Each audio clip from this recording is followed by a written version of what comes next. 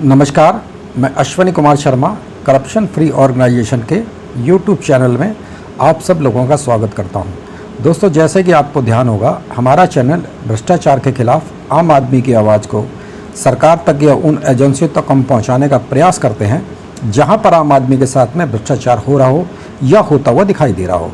तो दोस्तों, हमारा जो चैनल है वो रेवेन्यू को कवर करता है और रेवेन्यू के अंदर में कुछ डिपार्टमेंट है जो आते हैं कि जैसे कि सब रजिस्ट्रार ऑफिस, तहसीलदार ऑफिस, एसडीएम ऑफिस, ये कुछ ऐसे हैं जो रेवेन्यू में आते हैं।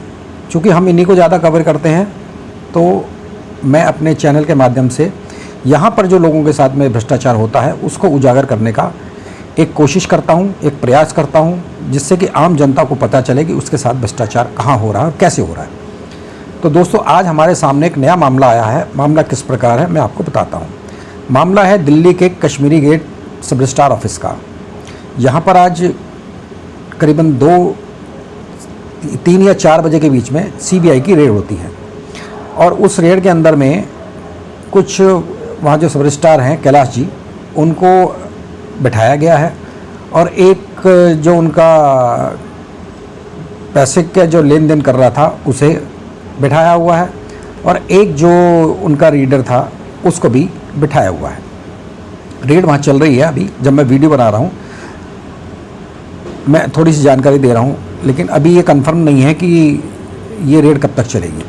तो दोस्तों, आज से 6 महीने पहले, गौर से सुनिएगा, आज से 6 महीने पहले इसी सब रजिस्ट्रार ऑफिस के अंदर में एक रेड होती है। ठीक इसी प्रकार की रेड थी। मेरा ऐसा मानना है कि ये दिल्ली का ऐसा वाहिद सब रजिस्ट्रार ऑफिस है जहाँ पर रिश्वत का बोलबाला हमेशा ऊंचा रहता है, या ये कहिए कि यहाँ जो भी सब रजिस्ट्रार बैठते हैं वो जनता की गाड़ी कमाई को लूटने और चूसने के लिए बैठते हैं। सरकारें क्या कर रही हैं हमें समझ में नहीं आता। इस देश की जनता को किस तरह से लूटा जाए इसकी एक वानगी है। सोचिए कि आज से 6 महीने पहले यही रेड होती है सीबीआई की और उसमें 2 सब रजिस्ट्रारों को उठाया जाता है।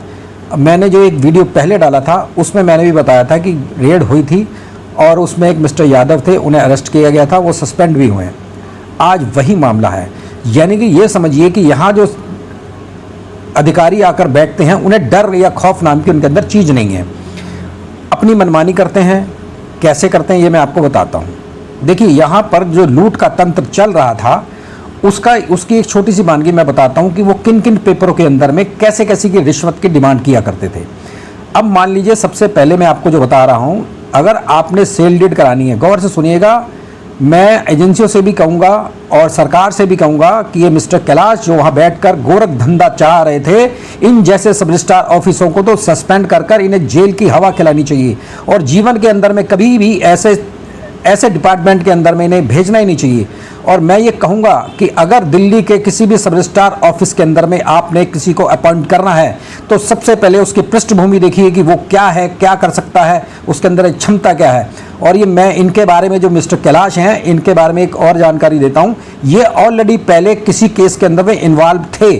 सरकार को ये मालूम था कि ये आदमी भ्रष्ट है, उसके बावजूद भी इसे इस पोस्ट पर बिठाया गया।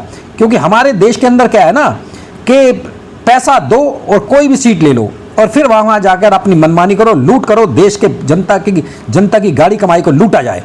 और ये मिस्टर कैलाश है, ये कैसे लूटते थे ये मैं आपको बताता हूँ।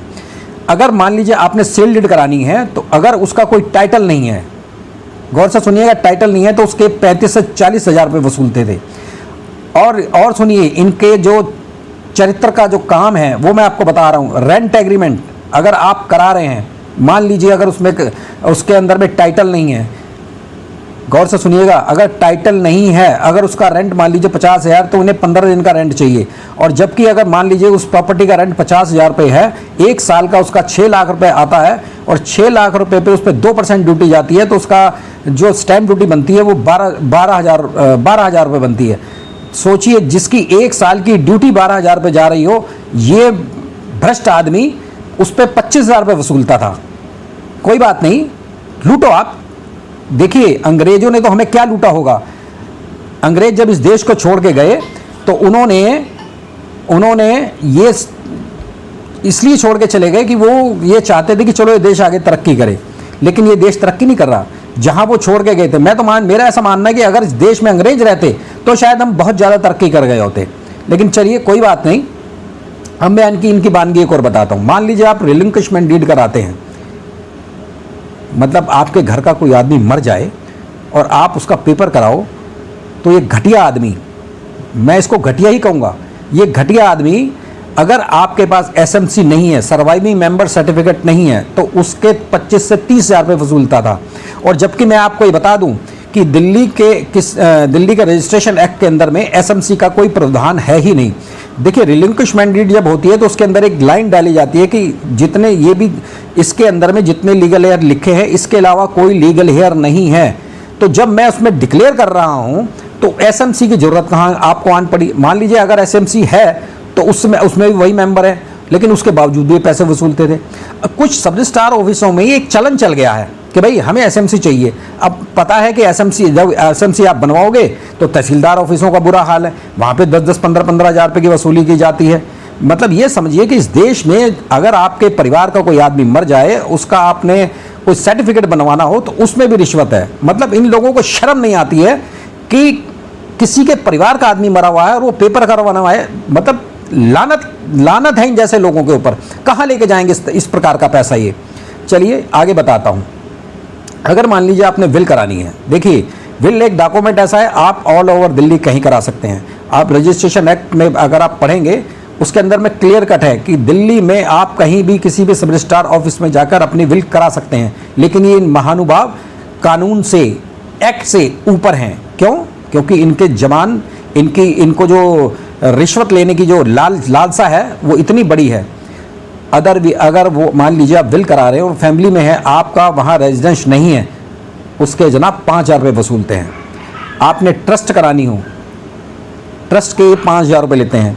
आपने अगर मान लीजिए बुराड़ी की रजिस्ट्री करानी हो, जो कि मैं ऑलरेडी आपको पहले बता चुका हूँ, 50,000 रुपये वसूलते हैं ये आदमी। और अगर मान लीजिए आपने कोई और डॉक्यूमेंट कराना है, जैसे कि अब डॉक्यूमेंट तो कई प्रकार के होते हैं, लेकिन अब सोचिए किस प्रकार से लूट रहे हैं लोग, कहाँ लेके जाएंगे पैसा। इस देश की जनता को ये समझना होगा। और मैं तो ये कहूँगा कि जो वहाँ लीडर बैठे हैं वो इनके इस प्रकार के कृत्य के अंदर में शामिल क्यों हो जाते हैं। आप इन जैसे लोगों का विरोध क्यों नहीं करते हैं। देखिए, आज जिस आदमी ने ये हिम्मत दिखाई, मैं उसकी काबिल तारीफ़ है। उसने जो काम किया बहुत अच्छा काम किया। और मेरा तो ऐसा मानना है कि अगर आपको लगे किसी भी सब रजिस्ट्रार ऑफिस में आपके साथ में इस तरीके से काम हो रहा है तो उसका विरोध करो।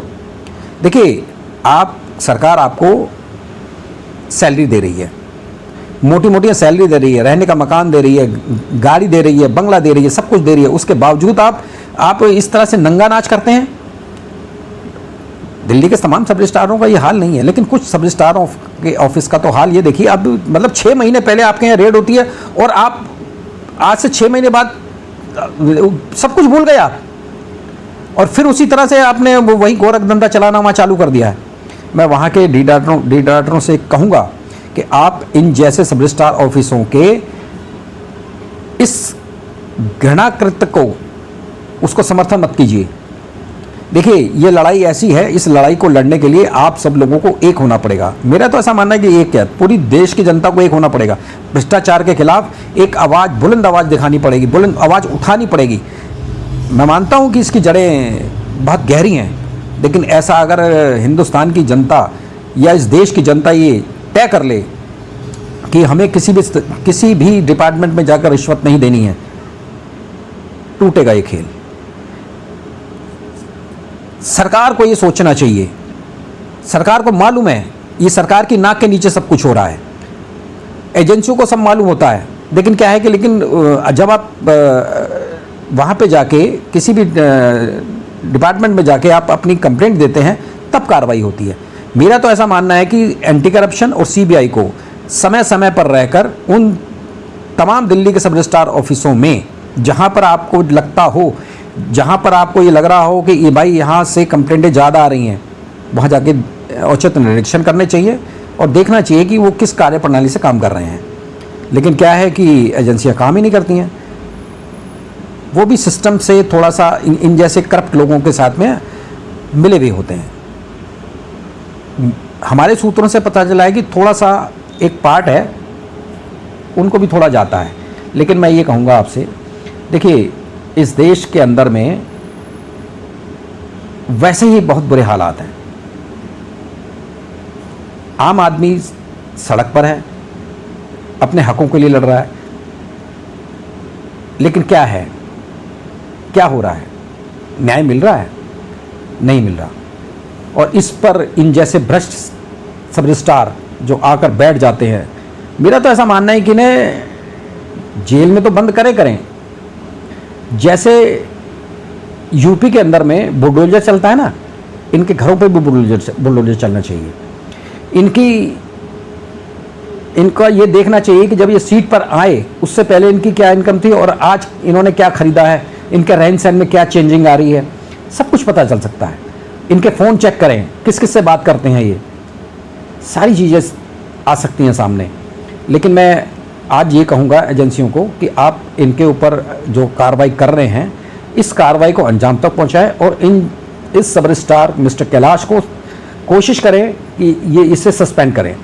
और वहाँ के जितने भी डी राइटर हैं, मैं उनसे गुजारिश करूँगा कि आप काम कराएं, आप अपनी फ़ीस लें। देखिए आपका काम है, आप वकील हैं, आपकी फ़ीस है, आप लीजिए। मतलब ये मत, आप अपनी मेहनत से कमा रहे हैं और ये अपनी मेहनत से कमाएंगे, सरकारी ने तनख्वाह दे रही है ना, आप इनके साथ सम्मिलित मत होइए। अगर ये किसी भी तरह का आपसे गलत व्यवहार करते हैं, आप उसका विरोध कीजिए और हमें करना भी चाहिए। तो दोस्तों, हालात तो देखिए अब आपके सामने हैं और मैं तो ये कहूँगा कि इनके खिलाफ सख्त कार्रवाई की जाए और जो आज ये काम हुआ है, ऐसे काम आगे होते रहने चाहिए। तो दोस्तों, बस मैं आपसे यही कहना चाह रहा था कि इन जैसे सब रजिस्ट्रारों को सबक सिखाने के लिए सरकार को हमेशा तैयार रहना चाहिए। तो दोस्तों, मैं आपसे गुजारिश करूंगा, आप हमारे चैनल को सब्सक्राइब किया कीजिए। इससे क्या होता है, हमें एक हौसला अफजाई मिलती है, जिससे हमें ये लगता है कि हम जिस जनता के लिए आवाज़ उठा रहे हैं वो जनता भी हमारे साथ है, ऐसा मेरा मानना है।